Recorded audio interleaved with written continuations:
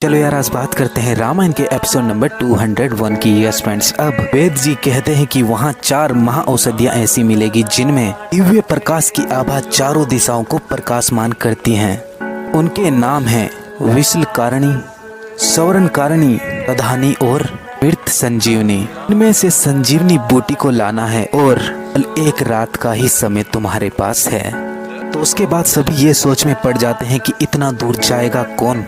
तो हनुमान जी कहते हैं कि प्रभु मैं जाऊंगा। तो श्री राम जी कहते हैं कि वहां जाना बड़ा मुश्किल है। तो हनुमान जी कहते हैं कि क्या आपको मुझ पर विश्वास नहीं है, और आज्ञा तो दे प्रभु।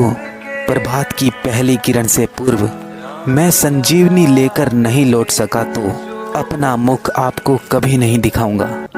राम जी कहते हैं मैं जानता हूं कि तुम कभी असफल नहीं हो सकते हनुमान, तुम जाओ, मेरा आशीर्वाद तुम्हारे साथ है।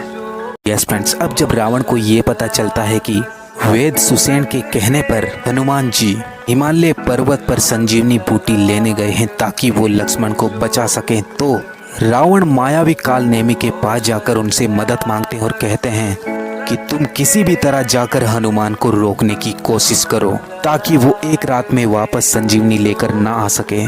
तो मायावी काल नेमी एक पर्वत पर जाकर एक कुटिया बनाते हैं और वहां पर श्री राम का नाम जपना शुरू कर देते हैं। हनुमान जी को लगता है कि कोई राम भक्त है, तो वहां से वो उड़कर उनके पास चले आते हैं। तो हनुमान जी से कहते हैं कि तुम जाकर विश्राम करो, मैं तुम्हें पल भर में हिमालय पर्वत पर पहुंचा दूंगा और ना ही तुम्हें रास्ते में कहीं पर भूख लगेगी। हनुमान से कहते हैं कि जाओ पहले स्नान कर लो, उसके बाद थोड़ा विश्राम कर लेना। हनुमान जी स्नान करने के लिए चले जाते हैं। यस फ्रेंड्स, तो उसके बाद क्या होता है जानने के लिए मेरा नेक्स्ट एपिसोड जरूर देखना। तो चलो यार, आज बात करते हैं रामायण के एपिसोड नंबर 203 की। यस फ्रेंड्स, अब जब हनुमान जी उस मुनि के कहने पर स्नान के लिए जाते हैं तो वहां पर एक बहुत ही विशाल मगरमच्छ उनको खाने की कोशिश करता है, लेकिन जैसे ही हनुमान जी उस मगरमच्छ को उठाकर बाहर फेंकते हैं तो वो एक कन्या के रूप में प्रकट हो जाता है। तो हनुमान जी कहते हैं ये कौन सी लीला है। तो उसके बाद वो कन्या कहती है कि लीलाधर ने ही मेरे उद्धार के लिए आपको यहाँ भेजा है। मैं देव कन्या थी, ऋषि के श्राप से ये गति प्राप्त हुई है। आपके चरण पकड़ने से मेरी श्राप मुक्ति हो गई है। पर सावधान हनुमान जी, आप आपके पद की वास्तविक कपट वेशधारी निशाचर है, मुनि नहीं है। रावण का भेजा हुआ अनुचर कालनेमी है, वो कपटी आपका वध करने आया है। हनुमान जी कहते हैं रावण ने नहीं, कालनेमी को उसके काल ने यहाँ भेजा है। के बाद वो देवकन्या वहाँ से विलुप्त हो जाते हैं और उसके बाद हनुमान जी वहाँ। चलो यार, आज बात करते हैं रामायण के एपिसोड नंबर 204 की। यस फ्रेंड्स, अब जब हनुमान जी वापस उस मुनि के पास आते हैं तो वो मुनि अभी भी श्री राम का नाम जपने का ढोंग कर रहा था। तो जैसे ही हनुमान जी जय श्री राम कहते हैं तो वो मुनि अपनी आंखें खोलता है और हनुमान जी से कहता है कि अब तुम अपनी नेत्रों को बंद करके यहाँ पर बैठ जाओ, अब मैं तुम्हें गुरु मंत्र दूंगा। तो हनुमान जी कहते हैं कि मैं पहले तुम्हें गुरु दक्षिणा दूंगा और उसके बाद गुरु मंत्र भी तुमसे ले ही लूंगा।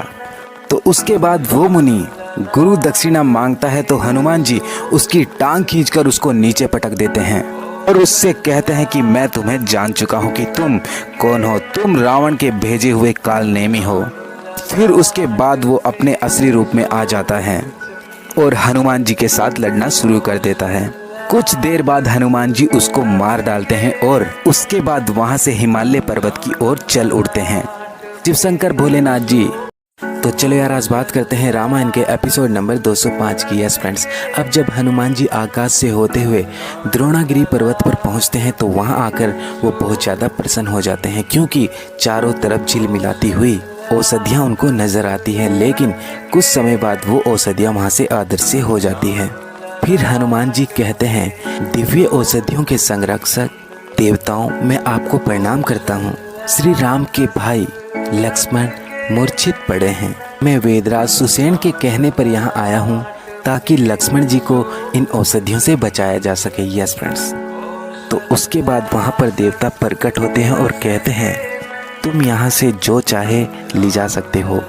उसके बाद वो देवता वहाँ से विलुप्त हो जाते हैं और हनुमान जी सोच में पड़ जाते हैं कि मृत संजीवनी बूटी कौन सी होगी। सोचते हैं कि अब हमारे पास समय बिल्कुल भी नहीं है, इसलिए वो पूरा पर्वत ही उठाकर वहाँ